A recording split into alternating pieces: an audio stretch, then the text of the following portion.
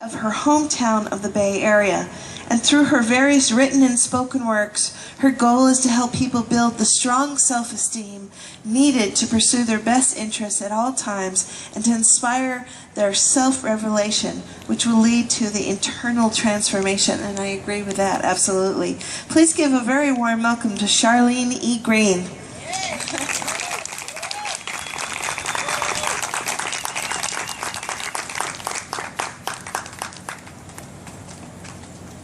Is it okay if I move the podium? Does this move?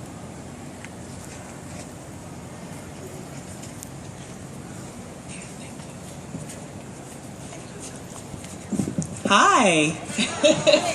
I'm going to do a little mic adjustment here, and I think I'm going to need some help. Right about there is good. Yeah. Perfect. Thank you. Thank you guys for coming. My name is Charlene E. Green, also known as Hustle Diva. Hustle is to work energetically or to gain by energetic effort. Diva is the Italian word for goddess. So another word for energetic is dynamic. So I am a dynamic goddess. I want to tell you that the reason I'm here today and that I did not leave 2 weeks ago is that my aunt, Lynette Jackson, who has been battling cancer for over a decade, 2 weeks ago she was put on hospice care. And I was going to leave and cancel this performance, but she told me not to. She told me to stay here and do this show and then report to her afterwards. So that is exactly what I intend to do. So if it's okay with you, I'd like to take you on an empowerment journey. Is that okay?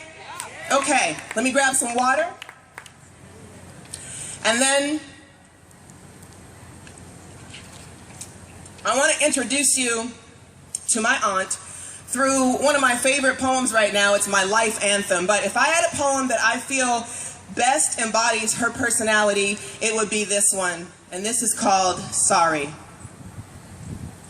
I will not apologize for doing me, tending to my business, having my own back at a moment's notice, no regard for whether you like, understand, approve, or not. Won't feel some kind of way because you're uncomfortable with the pace of my life, the depth and length of my challenges, my perceptions, how I embrace what's on my plate. This is my meal, and I'll season it how I damn well please. It's supposed to be to my liking, not yours. If I feel I can benefit from some of your flavoring, then I'll ask for 2 shakes, but rest assured, I'll be monitoring them to make sure you only throw in 2, because I know how you can be. Give you the chance to spice things up and start accidentally tossing in extra dashes of all the substances that upset my stomach. You know, the usual suspects. Judgment, sarcasm, ridicule, and dismissal, when what I invited you to add were wisdom and encouragement. 2 shakes. But since you sometimes don't know how to act and forget who's head chef in my world, then please believe I won't be sorry when I shut you down mid-sprinkle and tell you the kitchen is closed. Thank you.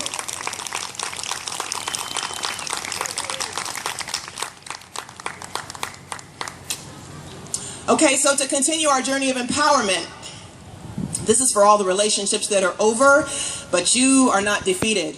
This is misinformed if the shoe fits. I guess you thought that after we were done, my world would fall apart. Crumple to little pieces like, you know, like when an earthquake hits and the ground breaks and buildings, they separate, then come tumbling down? Yeah, like that. But somebody done told you wrong. See, I just want to set the record straight so you can tell the story the way it's supposed to be told, not with your own twists and turns, embellishments and enhancements, trying to puff yourself up and deflate me in the process. The real story goes like this. I knew I was in too deep real early on and was going to have to back that thing up and out the door right around the time you started treating me like some old hand-me-down trinket, or better yet, like that old dusty pair of shoes. You know, the ones way in the back of your closet, the ones you only pay attention to every blue moon because you got 11 other pairs of shoes that are so much more important. Yeah, like that. And I guess you thought just because I loved you and I really did want us to work, that I was going to let you keep shoving me in the back of the closet, allowing dust to collect on all my good love while day after day, you chose other shoes over me. But somebody done told you wrong. Because while you traipsed around town with your feet in all those other shoes that didn't even fit you right, that gave me time to breathe, to air out, so to speak. You know, like neglected shoes have time to do when they've been cast aside. And I started making plans to get to stepping to another closet, where I would no longer be the old, forgotten, and mistreated shoes, but instead I'd be the all-purpose shoes. You know the all-purpose shoes. The ones you love so much that no matter how many other pairs you have, you just can't seem to keep your feet out of them. Yeah, like that. And I guess you might have got beside yourself, started thinking you were cute and thought that no other feet could replace yours. But somebody done told you wrong. Because what had happened was, one day while you were out wearing down the soles on one of those other unfortunate pairs of shoes, I got up, blew the cobwebs off me, laced myself up nice and tight, and eased on down the yellow brick road. And what I found when I got to the end was more love, respect, admiration, honesty, and special treatment than I ever knew existed. And you know what the best part was, y'all? There were no other shoes there but me. So I know once you realized I was long gone and what you had lost, you kicked yourself real hard. And then, not understanding that whole concept of appreciating and nurturing the exceptional relationship you have, because you rarely find true love more than once in a lifetime, you thought you could just run out right quick and find all that you had in me at the drop of a hat. But somebody done told you wrong. Because when you got out there in that vast sea of shoes, oops, surprise, surprise, you couldn't find the right size. There were none out there that fit you as perfectly as I did. And there you stood, barefoot and out of luck, while I was off with my new boo, getting shined and polished and buffed on a regular basis, and loving every step those new feet and I took together. Yeah, like that. I know you thought that in time you'd be okay without me because you had all those other shoes lined up waiting to be the new me. But guess what? Somebody done told you wrong. You've been misinformed. Thank you.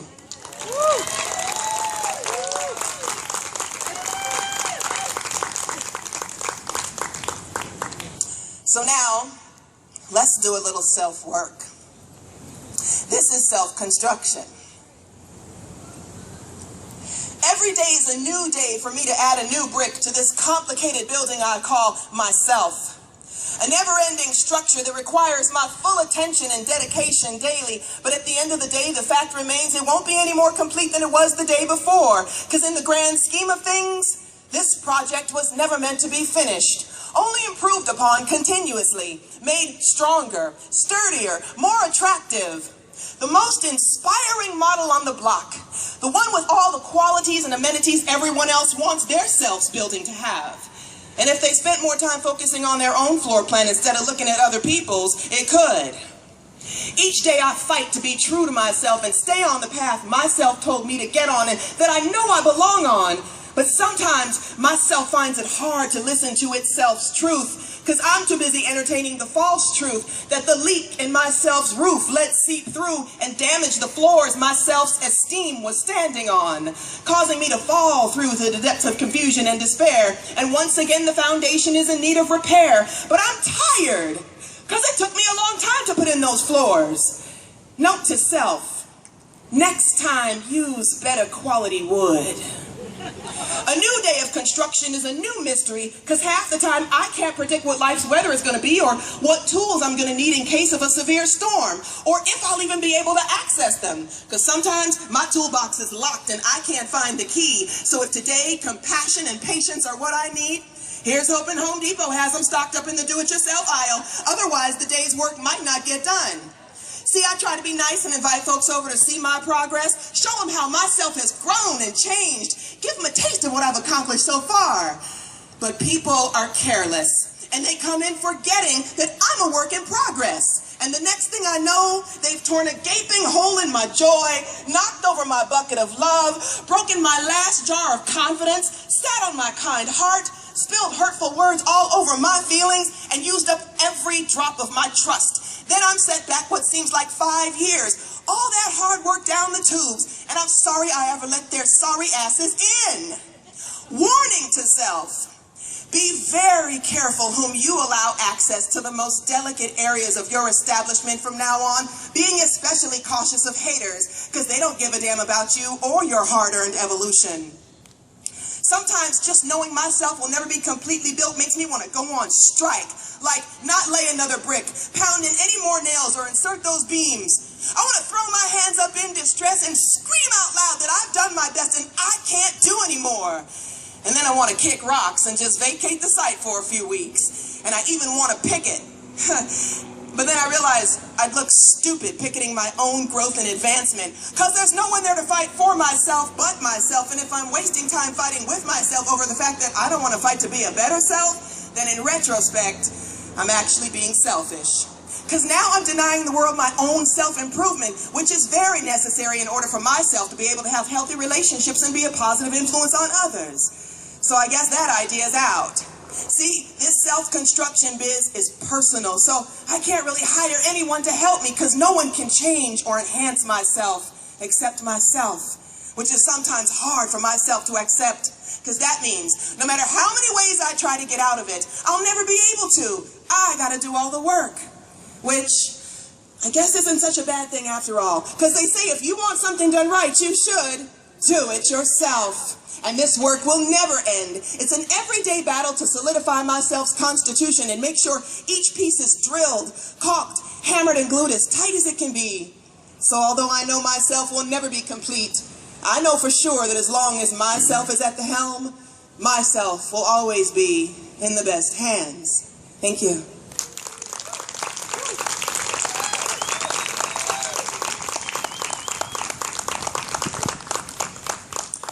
Let's talk about that gift that you have that you don't know about, that the world is waiting for. This is homage. They ask me over and over how I do it, where it comes from, and if I can teach them. I give the proverbial answer, I get it from my mama. But that statement lacks accuracy, since my mama, although granted the same ability, doesn't do it exactly like I do.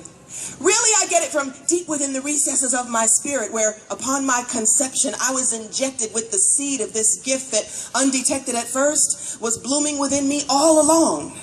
Yes, I said gift. I acknowledged it, owned it, embraced it. Because to not do so would make me unappreciative and make me that much less able to tap into my souvenir's beauty and share it with those around me, many of whom have the same aptitude. But it's still wrapped in a pretty little box inside their soul, undetected, as was mine for a spell, possibly never to be revealed without the proper stimulation. And who am I to believe that I cannot motivate another to connect with and release his or her innate mutual talent? This world feeds off inspiration. Sometimes I worry about when the next creation will leak from my brain's remarkable database and drain through my hands, which await that magical moment, jonesing like two pitiful, strung-out fiends for the similes and verses to flow to the tips of my fingers and discharge their potent substance. Each swift stroke across the keyboard supplying me with that junky high. But now I realize that I shouldn't vex, ever. Because the capability that's implanted within us once sperm and egg merge is automatically part of our DNA. It is our filament. And from the moment we enter this life with our endowment to the day of our homegoing, it is ours to keep, whether we use it or not. And it makes perfect sense to me now. A true gift is not taught. Skills are taught. But an authentic knack streams freely from within, effortlessly without thought, and must be honed routinely to maintain its vitality and freshness and to stave off dormancy. Pay close attention to that thing you do so well, not having had an ounce of training, and you will find in your everyday actions your gift is shining through. And what's unfortunate is that you don't see it as a bequest. You dismiss it as just something you do, never really giving thought to how it might change someone else's life should you actually attend to and nurture it the way it deserves. Can I teach you? Yes. I can provide you with dexterity, show you what it takes to piece the English language's complexities together in order to stir and titillate the mind and heart of another. I can explain the process, my process, and offer you the tools to build your methods. But what I cannot give you is natural ability in this realm, because you have your own, in a different one, in a place you have not yet found, inside a part of you that is waiting for the latch to be lifted, doors to be flung wide open and be set free, for you to bask in it, play with it, perfect it, use it to effect change. Then you too will be asked, how do you do it? Where does it come from? And can you teach me? What is your gift? Find it, honor it, share it. Thank you.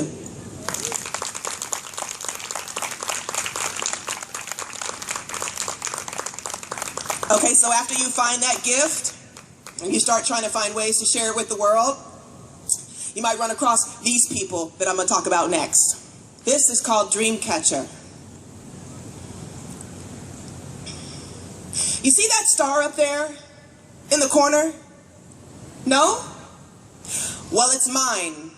It's got my name on it. Each letter is bold and iridescent, and they're inscribed for only my eyes to see. Because that star isn't for you or anyone else to claim. It's tailor-made for me. My entire dream is encased in its framework, every detail. The route I'm supposed to take, how long I'll be on each pathway, all of the roadblocks I'll need to hurdle, the lessons necessary for me to grow, each pit stop of success that will allow me to see that I am following my course properly, and my ultimate destination. And it's written in cryptogram, a spiritual code that only I can crack. See, that's how I know it's really mine, because I've discovered that no one else understands its language but me. You know that famous saying, no one can have what's meant for you? Yeah, that's real talk. And my affinity with that star proves it. But I don't really expect you to feel me on this, because here's the thing. I could tell from our last conversation that you're clearly not a dream catcher. You're a dream killer. You obviously haven't found your personalized star yet, or if you have, you're too scared to claim it. Either way, your lack of fortune is truly pathetic. See, when I came to you with fire in my soul, elation in my eyes, and passion tumbling from my tongue about all of my aspirations, you attempted to annihilate my gaiety with your dubious glance, the sudden shift in your demeanor that produced an air of disapproval, and the lack of faith that clung to your sharp-toned jargon when the words, "Are you sure that's wise?" and "How are you going to do all that?" and "What's your backup plan?" flowed with such ease from your bigoted lips. I'll admit I was taken aback, but not deterred. 'Cause yes, dream killer, I am sure it's wise. How will I do it all? My spirit guides me perfectly. It tells me exactly what moves to make at every turn. And I don't need a backup plan. This is the plan. The whole plan. The only plan. See, backup plans, they're for defeatists who don't know their true worth, don't believe in their destiny, and who lack confidence in the God that lives within them. And mine has made it clear that this mission is meant to be accomplished. It will not self-destruct, no matter how much you and those like you would love to witness that debacle. I'm a dream catcher. I'm solid in my position. I understand this journey fully. And I have my personal street sweeper available 24/7 to discard of your kind who manage to inch their way onto my road, clutter up my clean energy space, and leave their stench of pessimism in the cracks and crevices of my foundation.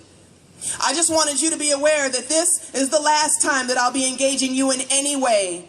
Because you can't coexist with the likes of me and my dynamic dreamcatcher posse. We operate on a frequency that you and your hating, ill-wishing clan will never comprehend. You don't belong in this realm, among those of us who are nurturing our dreams like newborns. You do nothing but slip toxins into their fragile veins. And we won't allow you to massacre the treasures that we've labored so hard to keep alive. So I'll be needing you to kindly and swiftly step aside, and you can take this message with you back to your people. Support the dream, or stay the hell off our block. Thank you guys very much.